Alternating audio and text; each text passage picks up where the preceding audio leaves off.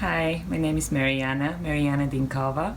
I'm a psychotherapist and ayahuasca retreat organizer, and I work with people from all over the world around journey preparation and integration with ayahuasca and with different medicines. And in this video, I want to continue speaking more about set and how to prepare yourself emotionally for ayahuasca ceremony or for any kind of medicine experience. And as I mentioned in previous videos, some of the main fears people have are, what if I die? What if I go crazy? Or what if I never come back? And just to go to the what if I die fear, especially with ayahuasca, I know that for a lot of people, that's like when we go into a place where a lot of things are happening that we don't understand or that feel threatening or just feel not known. It can go into what if that's it, and what if I die, what if that's it, what if I don't know how to come back, what if I never come back to this self that just changed so much in me. And I remember that actually only in my very first ayahuasca ceremony 21 years ago in Ibiza, there was a shaman who was speaking about death being as a almost expected part of the experience. Or not expected, but if you're lucky, you get to experience the death part of the experience. And that's why ayahuasca was called the Vine of Death, because we get to experience what it's like to go through the transition and come back. And she was the only shaman who was saying, yes, you will come back. I promise you will come back. But if you get to experience death and you get to die, go for it. But have the experience, really have the experience. Take notes, smell the flowers. So in that ceremony when I died, it was one of the most beautiful and most liberating and amazing experience that I've had. That it helped a lot to know that if you die, go for it. Just have the experience, you will be back. So there is also some of the participants of my retreats who I inform about that and who know that sometimes having the death experience is one of the gifts versus the scary things about the ayahuasca experience. And one of her specialties that it's one of the things that is why people go there partially, because once you have the death experience, so much of the fear around it goes away. But also, so if you feel like what if you die, know that you will be back. Know that it's a part that is expected, part of the experience, and if you do choose to have it, have it. And as I was saying, a lot of the participants in my retreats who know that that's an option and sometimes choose not to go for that option at that time.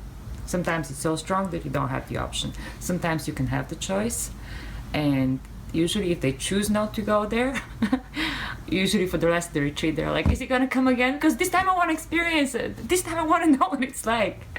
So that's one about the death experience. The other one is like, if you think you're not gonna come back, or if you think you're gonna go crazy, which is two very big ones that I keep hearing about a lot. And it's one of the deep ones that is so attached to the human cycle.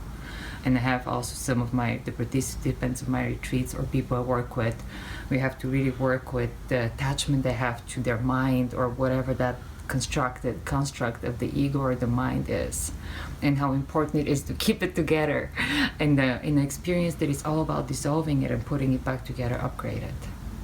So also if you do deal with fears like what if I go crazy, what if I never come back, the advice I give to the participants of my retreats or people who work with me is almost negotiate with that fear. You don't want to tell it you're not valid, but you want to tell the fear, you know what?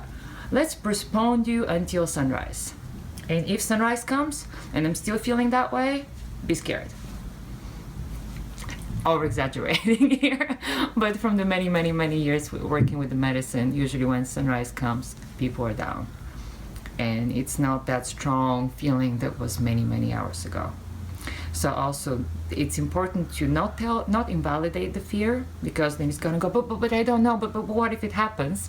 But telling it, you know what, I'm just not gonna entertain you for the next, let's say 5-6 hours, whatever. Usually, let's say until sunrise plus, because usually that's plenty of time to guarantee that by the time it gets light out there, you will not gonna feel this way. I'm almost making a pact with the fear. And if I do feel this way, I will be scared. So almost knowing already, like as you walk into the ceremony, that you're prepared, that if certain things start spinning off, that you have the tools that you can use, so that you can bring your emotional and mental state back to how to work with her, versus how to guard from from the transformation, or guard from change, or how to protect yourself. Because protecting, guarding, and defensive attitude it brings a very different experience than when you know how to go there and keep yourself open and keep yourself curious and stay in this place. And we're going to talk about it more in the next video, where you're really there supporting yourself. You're there because you want to get more healing, or you want to get a bigger picture, and you have enough trust in that, in the medicine or in the process that psychedelics can bring, to really let them show you, and not be already like, what are you gonna do to me? But also be able to have enough tools to be open and curious, to see what's really in there, and to get most of the blessings and most of the transformation. So we're going to continue with more tools in the next videos. And for more information and to stay updated about my upcoming retreats, or if you want to work with me and do journey preparation or integration work, contact me through the website and or sign up to my newsletter. And my website is meriandinkova.com. Have a beautiful day, and looking forward to speaking soon.